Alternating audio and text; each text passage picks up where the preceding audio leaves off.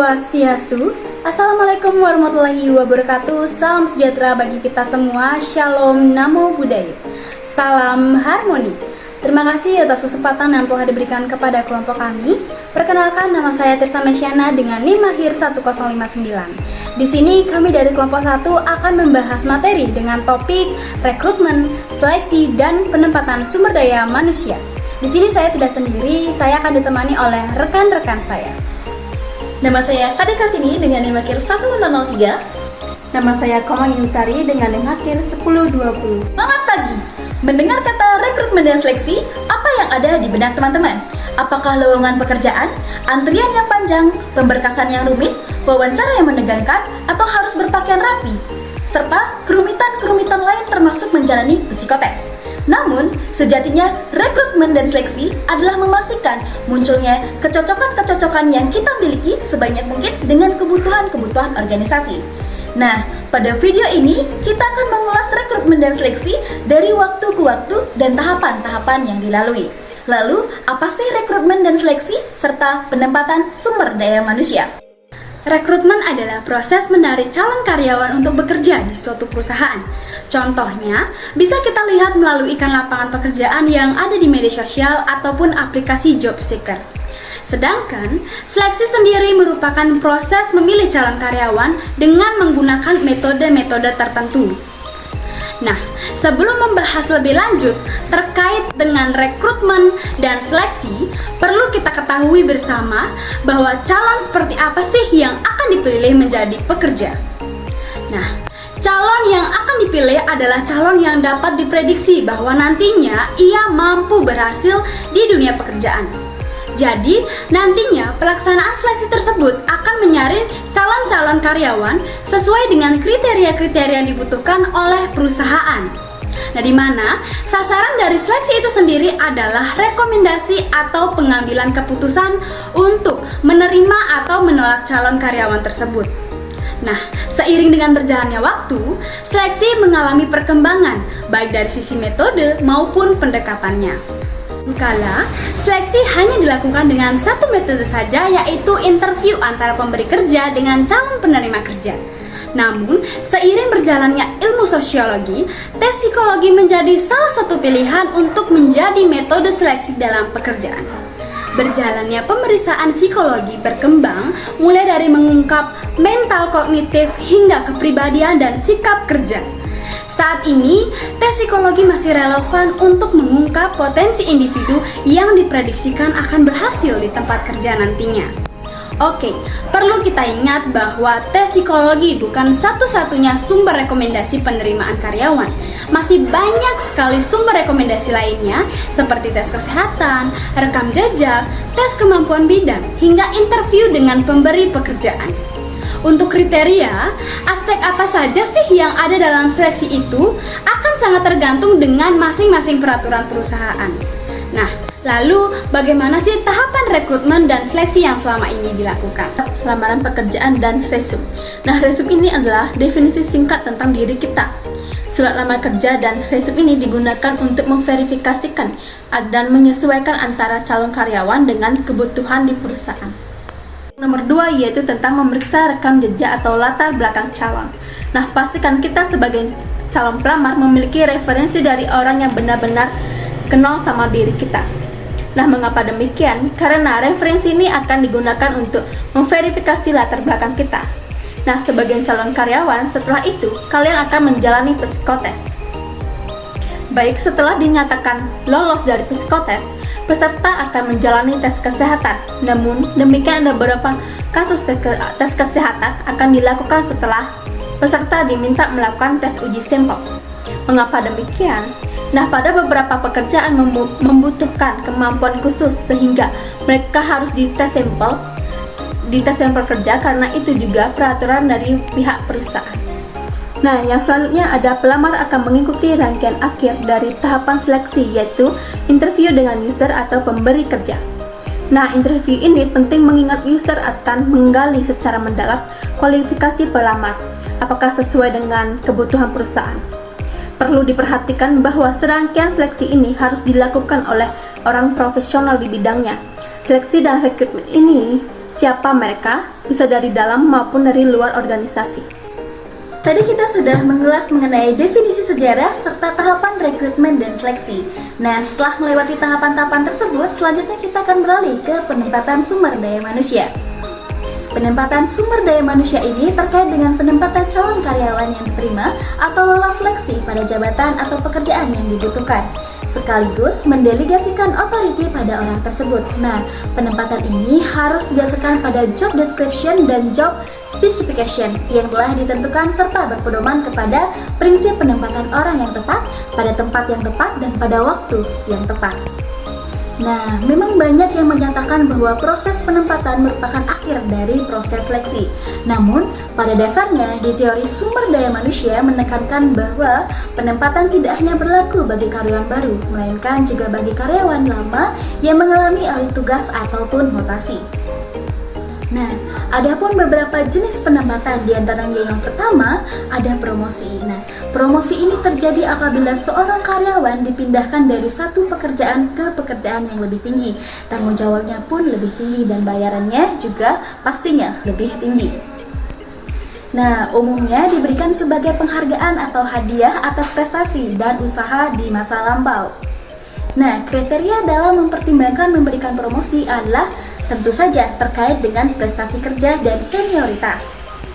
Nah, dengan mempertimbangkan sebagai bahan penghargaan atas jasa seseorang yang dilihat dari loyalitas atau juga dengan penilaian yang bersifat objektif, dengan mempertimbangkan dan membandingkan masa kerja orang tertentu dan dipertimbangkan untuk dipromosikan atau juga untuk mendorong organisasi untuk mengembangkan para pegawainya. Karena pegawai yang paling lama bekerja akhirnya akan mendapatkan promosi. Namun, akan tetapi ini memiliki kelemahan. Sebenarnya apabila melakukan pertimbangan karena pegawai yang lama belum tentu produktif, bukan? Yang kedua yaitu terdapat alih tugas. Nah, di mana ada dua bentuk dalam alih tugas tersebut. Yang pertama, penempatan seorang pada tugas yang baru dengan tanggung jawab yang baru. Yang kedua yaitu ada hierarki jabatan dan penghasilan yang relatif sama dengan status yang lama atau pekerjaan yang sama. Yang ketiga yaitu penghasilan tidak berubah atau tanggung jawab sama tetapi lokasi kerja berubah atau alih tempat. Nah, pada alih tugas tersebut terdapat beberapa manfaat bagi pegawai. Yang pertama, ada pengalaman baru. Yang kedua, cakrawala pandangan yang lebih luas. Yang ketiga, tidak terjadinya kebosanan. Yang keempat, perolehan pengetahuan dan keterampilan baru. Yang kelima, perolehan perspektif baru mengenai kehidupan organisasional. Yang keenam yaitu persiapan untuk menghadapi tugas-tugas baru ke depannya, misalnya karena promosi. Yang ketujuh, motivasi dan kepuasan kerja yang lebih tinggi berkat tantangan dan situasi hidup yang baru di pekerjaan. Baik, penempatan yang ketiga adalah demosi. Demosi ini terjadi apabila seorang karyawan dipindahkan dari satu posisi ke posisi lainnya yang lebih rendah tingkatannya, baik dari tingkatan gaji, tanggung jawab maupun tingkatan struktural. Nah, demosi ini dikaitkan dengan sanksi disiplin karena berbagai alasan, misalnya karena penilaian negatif oleh atasan karena prestasi kerja yang tidak atau kurang memuaskan, atau mungkin juga karena perilaku pegawai yang kurang profesional seperti tingkat pemangkiran yang tinggi. Nah, permasalahan yang timbul akibat demosi adalah mungkin karyawan akan kehilangan motivasi kerja, namun tujuan demosi ini sebenarnya baik, yaitu mendorong atau memicu karyawan yang tidak dapat mengerjakan tugasnya.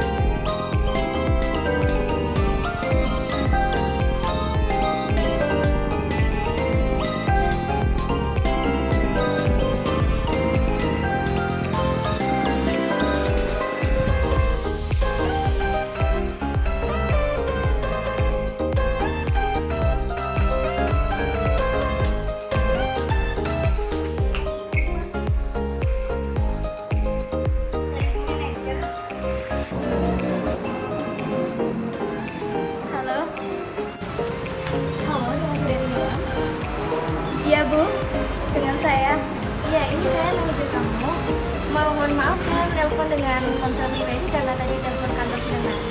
Bisa minta tolong ke ruangan saya, ada sesuatu yang mau saya bicarakan. Oh baik. Saya akan ke ruangan ini. Iya, saya tunggu ya. Iya.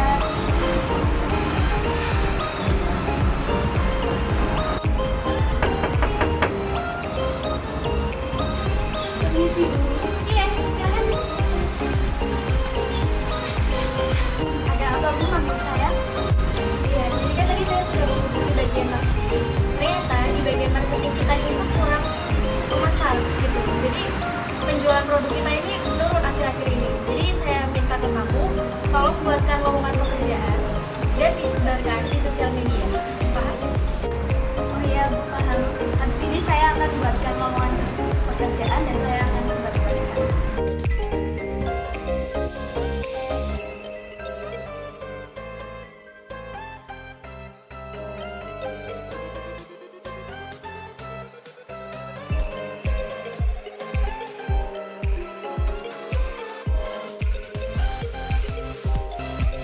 Wah, ada lowongan kerja nih. Aku harus daftar. The next day.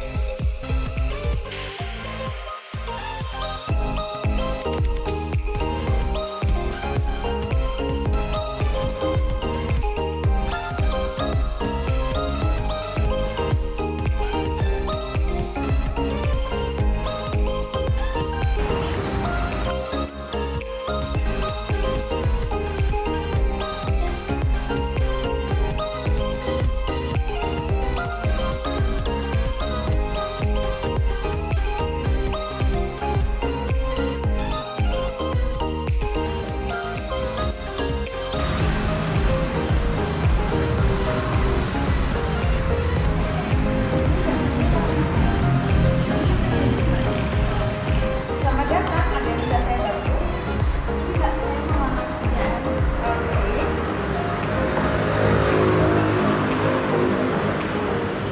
Baik, silahkan ditunggu dulu di ruang tunggu. Oke, Iya, sama-sama.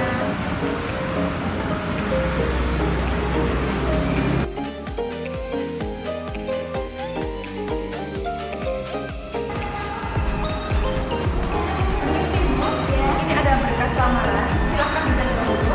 Dan pelamarnya sudah tunggu di bawah. terima kasih ya. Iya, sama-sama. Saya akan menghubunginya, tolong panggilkan calon pelamar yang pertama. Baik Ibu, saya akan panggilkan segera.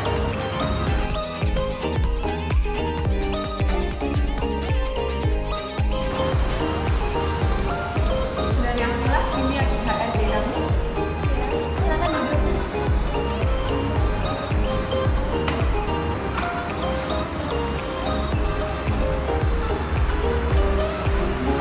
Saya sudah mengecek CV dan surat lamaran kerja kamu dengan saudari Akila ya. Ya. Tes wawancara 19 menit. Pertanyaan yang pertama, ceritakan tentang diri Anda. Baik, Bu, sebelumnya nama saya Saudara Premier, saya dari Gabung, tinggal di Desa Tarisala, Salaman, Kabupaten Magelang. Saya lulusan dari Fakultas Manajemen, yaitu Universitas Muhammadiyah Magelang. Oke, untuk pertanyaan yang kedua, selain pendidikan formal, apakah Anda memiliki keterampilan lain? Ya, keterampilan saya itu pada berbicara dan berinteraksi pada orang lain. Oke, pertanyaan selanjutnya, menurut Anda, apa yang membuat perusahaan kami berbeda dengan perusahaan lain? Ya, karena perusahaan ini sudah dikenal masyarakat luas dan iklannya sudah terkenal dan saya yakin perusahaan ini bisa berkembang dengan baik. Baik, terima kasih.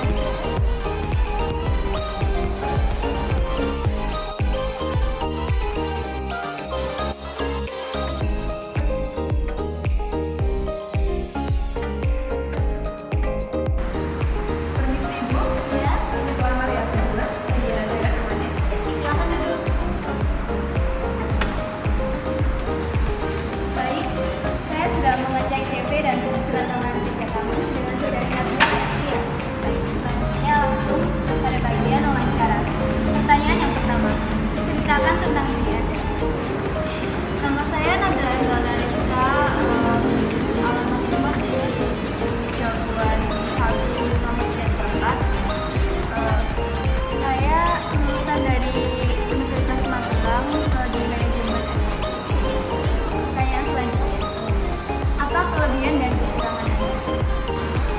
Kelebihan saya bisa bernyanyi, saya bisa masak, saya bisa masak. Kalau saya silahkan.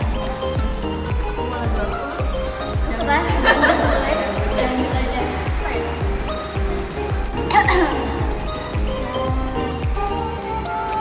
Sudah cukup.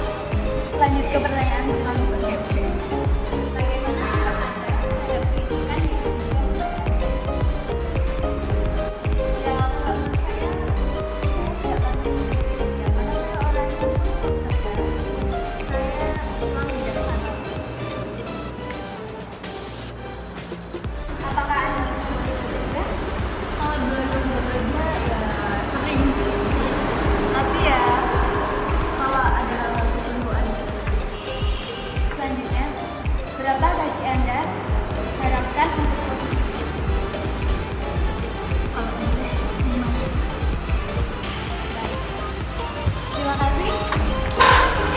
Silakan kalian melanjutkan tugas janji dan mari silakan. Silakan untuk calon pelamar bisa menempatkan dirinya masing-masing terlebih dahulu.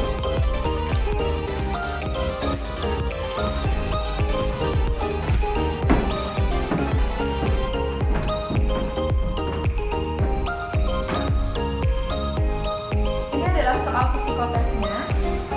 Silakan untuk dikerjakan sendiri-sendiri. Saya akan beri waktu 30 menit. Setelah itu saya akan ambil soal tersebut. Terima kasih.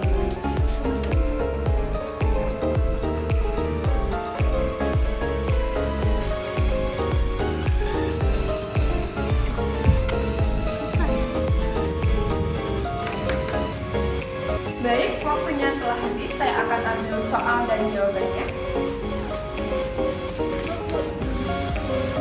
Tapi ini sudah menunjukkan waktu 30 menit. Mohon maaf, saya ambil ya. Baik, terima kasih. Nanti saya akan beritahukan via telepon mengenai pemberitahuan diterima. Silakan bisa meninggalkan ruangan ini. Semoga sukses. Terima kasih.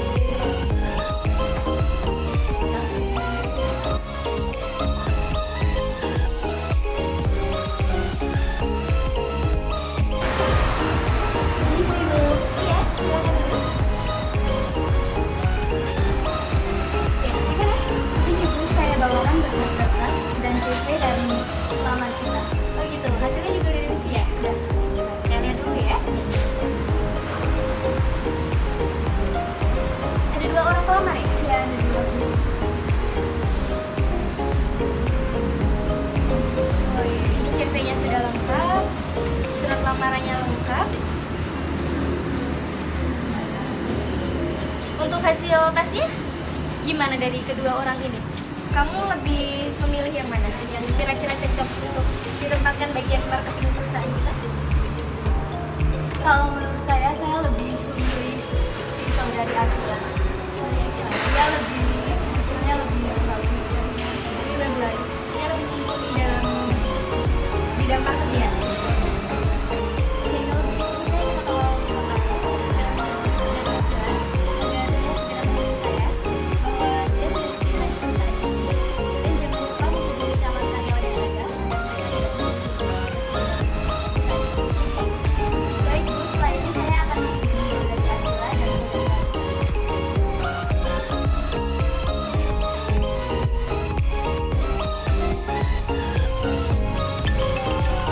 siapa nih?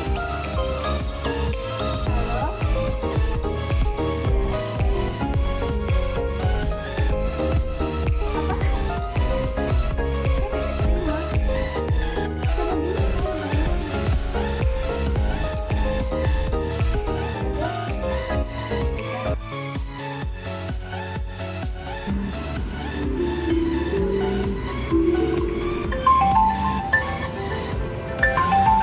Apa? Halo? Selamat siang. Apakah saya berbicara dengan saudari Atia? Iya, dengan saya sendiri.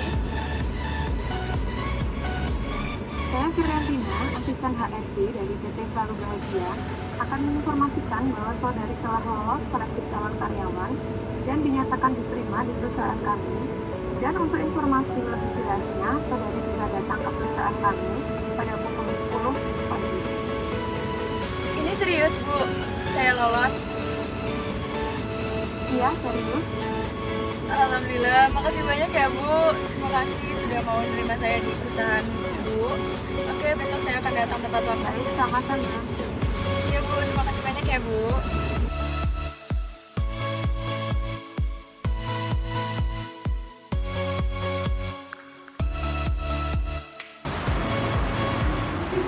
Iya, silakan. Dengan saudari Aisla ya. Selamat, Anda telah diterima di perusahaan ini. Saya adalah manajer kamu. Terima kasih, Bu, telah mempercayai saya untuk bekerja di perusahaan ini. Ya, saya harap kamu nyaman berada di perusahaan ini. Untuk nanti cara kerja kamu akan dijelaskan oleh Dirjen Marketing sendiri. Dan untuk bekerja, kamu sudah mulai bisa bekerja besok. Oh, iya, Bu. Baik, Bu. Terima kasih, Bu. Iya, nanti akan saya hubungi staf saya untuk pembimbing kamu. Karena kamu adalah karyawan baru di sini. Ya. Ya, besok selamat bertemu kembali. Terima kasih, Bu. Iya, Siang, Bu. Ya, silakan. Dari cuplikan video di atas dapat kita simpulkan bahwa untuk mencari pekerjaan itu sangatlah sulit. Hal tersebut tentu terjadi karena keterbatasan lowongan pekerjaan. Hal itu tentu akan menyebabkan terjadinya persaingan yang ketat dalam mencari pekerjaan. Oleh karena itu, kita sebagai generasi muda harus bisa meningkatkan skill-skill yang akan diperlukan di dunia pekerjaan nantinya, baik itu soft skill maupun hard skill. Nah, benar banget itu teman-teman. Maka dari itu, yuk asah skill dari sekarang. Nah, apapun yang kita lakukan hari ini akan bermakna di kemudian hari. Teman, itu saja materi yang dapat kami sampaikan. Jangan lupa jawab soal yang ada di akhir video ya. Mohon maaf apabila ada salah kata. Akhir kata kami ucapkan terima kasih. Bye-bye.